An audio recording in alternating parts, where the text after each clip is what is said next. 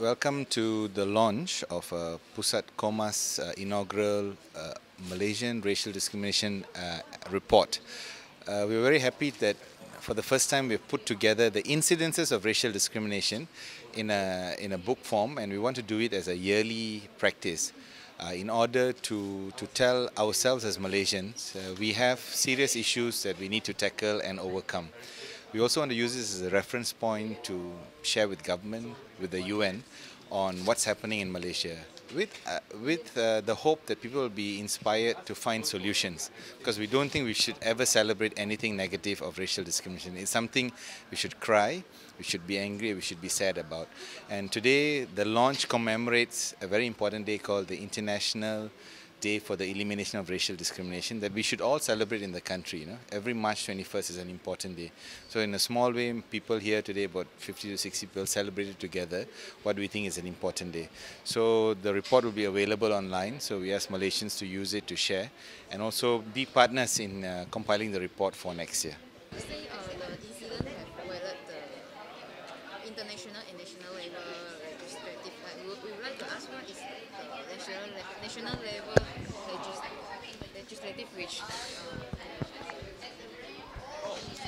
The Federal Constitution, Article 8, equality principle.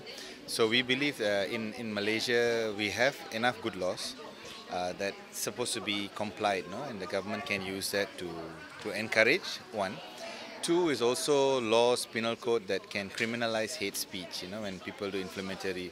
And we believe we should not use laws like Sedition Act, which is too broad to suppress expression. So in tackling hate speech, there must be a balance between stopping the person who shout racist language and also respecting freedom of expression. So that thin line is when the propagation of hate speech, that means inciting hate or inciting hate towards violence.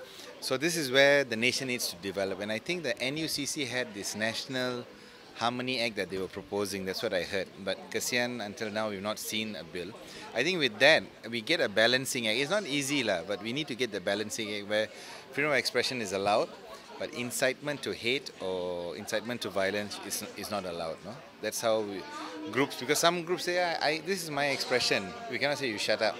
It's okay, you can say what you believe, but do not attack the other side or try to shut them down or tell somebody to go and punch. Like a lot of I think the Kotaraya incident, they say 20 people go and beat. And that one is incitement to violence. That's a no-no. Yeah. So that's the Malaysian laws. So I think even state governments should, why not enact new laws to break racial stereotyping? We need to dismantle the history with new, fresh ideas. International law, I think the UN, Malaysia is a proud member of the United Nations. So once you promise in Geneva, New York, balik kampung, buat some work lah. That's all we are saying. You have signed on so many treaties, tapi still very slow on compliance.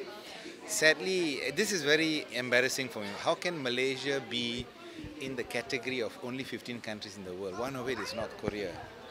I'm embarrassed as a Malaysian. We should be in the top. We should be leading the charge, We should be leading. Tapi, why have we not signed the Convention on Racial Discrimination? Are we saying we are racist? We are not. But why is the government so afraid? We can. We are ready. We should, for this government. So I think that's why I think they have violated some of their promises in international law and Malaysian law. I think the Federal Constitution. Yeah? Any